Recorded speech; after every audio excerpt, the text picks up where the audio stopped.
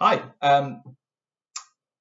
Where to start? So I remember recording a couple of videos, maybe 2 or 3 videos, over a year ago, with the intent to log my progress through our ST1 on the public health specialty training program.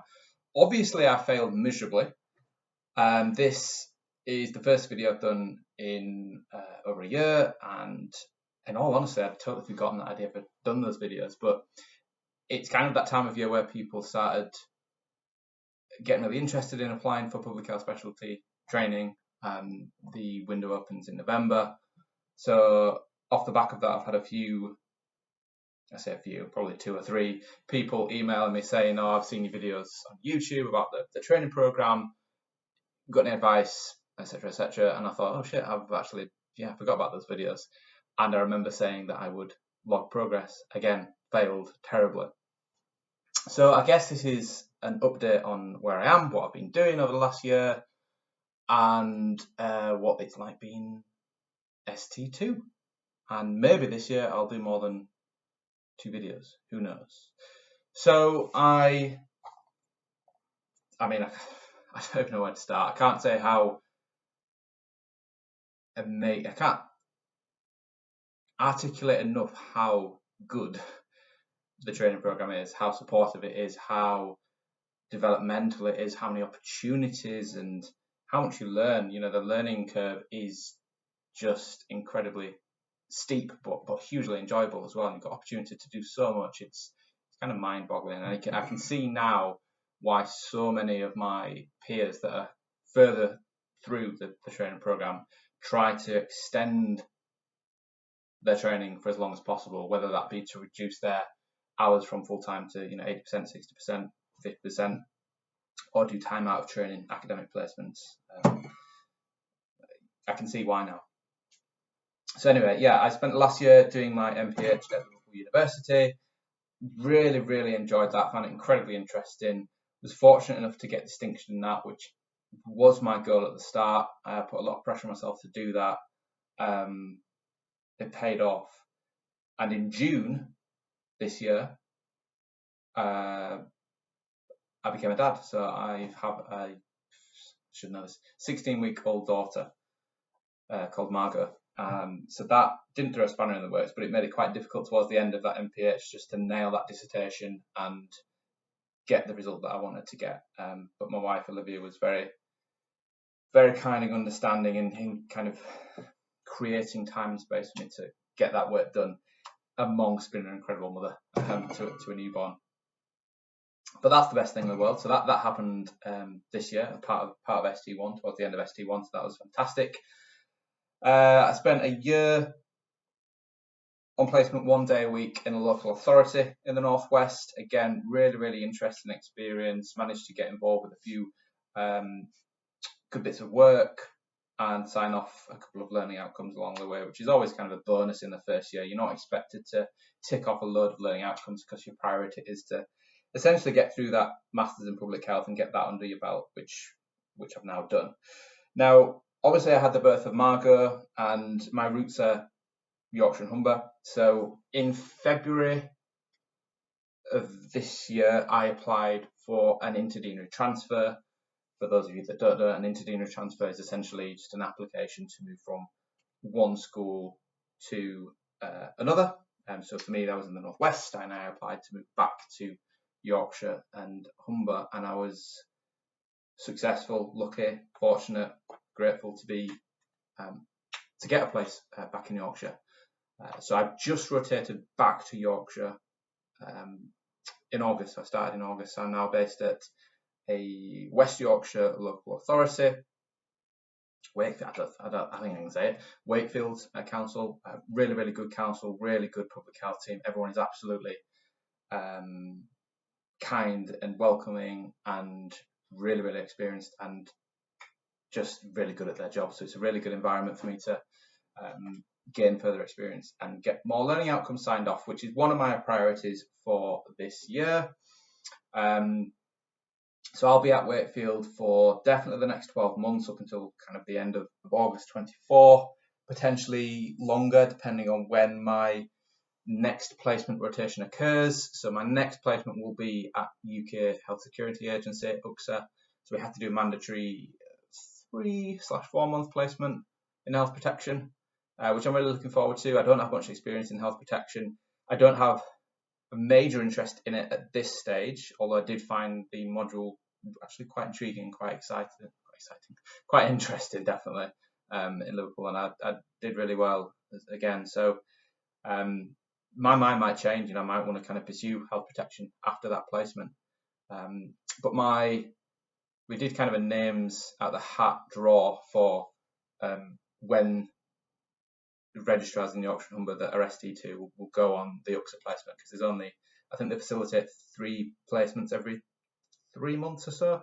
First one being, or the next available one for us would be August 24, then December 24, then April 25, and Sod's Law was like the last name out of the hat, so I'm down for April 25, which is fine. It just means I either do an 18-month placement at Wakefield, or there's a 6-month kind of gap perhaps where I can go off and do something else short term for 6 months, either at another local authority or somewhere else, essentially. And then that's the beauty of the training programme, particularly in Yorkshire and Humber and the North West. I can't say it's the same for every region, but there is that much flexibility in where and how you want to kind of complete your training. If you've got certain interests, it might be academia, it might be health protection, it might be healthcare, public health, it might be health improvement, it might be blue light services, emergency services. It could be kind of national or global health, international placements that you're interested in, and you've got kind of scope to pave the way essentially for your training. So it's amazing.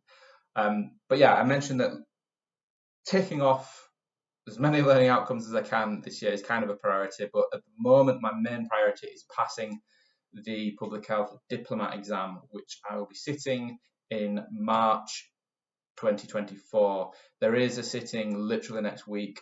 It's the 9th of October today. I think it's next week, so good luck to everybody that is sitting next week. I'll be keen to hear how that goes. It's a tough exam.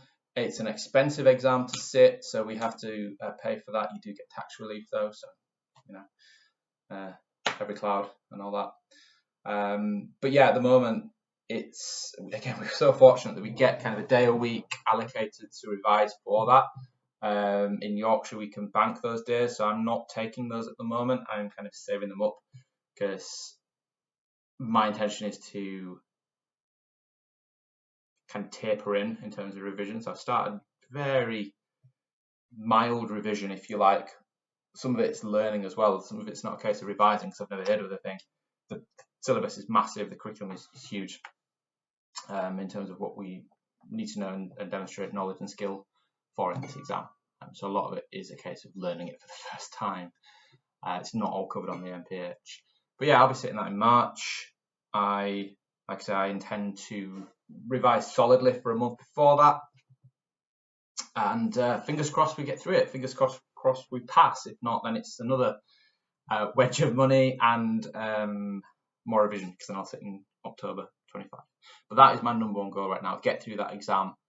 And I feel like, personally, I'm going to say if and when, but when I pass that exam, I feel like I'll be able to settle more into the programme and then think, okay, what do I want to do for the rest of the 3 years or so, 3.5 years after that. I should say that there's a revision program for it as well. It's not just a case of, okay, it's your lone wolf, you've got 1 day a week to revise up until March. The ST3s that have successfully been through that diplomat exam put on this amazing revision program for us ST2s. And just to comment on that, the level of support that you get from the other registrars, certainly that I've experienced, it's incredible. It's like you're sort of a family. Everyone looks out for each other. Everyone shares opportunities. Everyone helps each other. Everyone's got their strengths and weaknesses, and it's a really supportive environment to get the best out of each other, I suppose. So yeah, in terms of work at Wakefield, again, I don't think don't think there's anything wrong with me saying what I'm working on. I'm getting involved with developing a healthy weight strategy for Wakefields. I won't go into details on these, just to give you an idea of the type of stuff that you might get involved with. So yeah, that's kind of strategy, long-term planning, and thinking about how we can encourage, facilitate, and improve healthy weight rates across the borough, and essentially reduce excess weight. I think it's something like 70%, 76% even maybe, of adults in Wakefield are overweight or obese.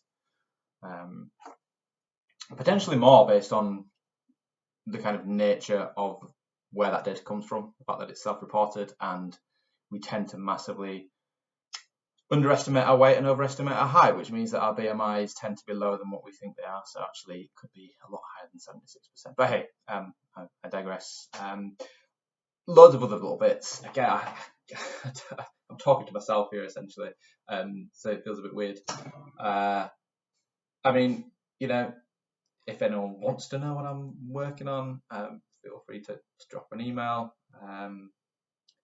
But yeah, I'm not sure what else to say really. I mean, I've reached 10 minutes, so I know not many people will watch this, and if you've watched this far, thank you. But I don't know if I have anything more to say other than this is an update of where I am at ST2. What a whirlwind of a year. Massively enjoyed it. Would highly recommend that if you're considering applying, absolutely do so. This is probably too short notice to say, no one will watch this by then probably, but tomorrow, the 10th of October, there is a recruitment event hosted by the Yorkshire and Humber School. I will be attending that. I'll be monitoring the chat and collating any questions into themes. So if you want to see me, I'll be there. Other than that, yeah, hope everyone's well, and I'm going to endeavour to record more than 2 videos across the next 12 months. But yeah, bye.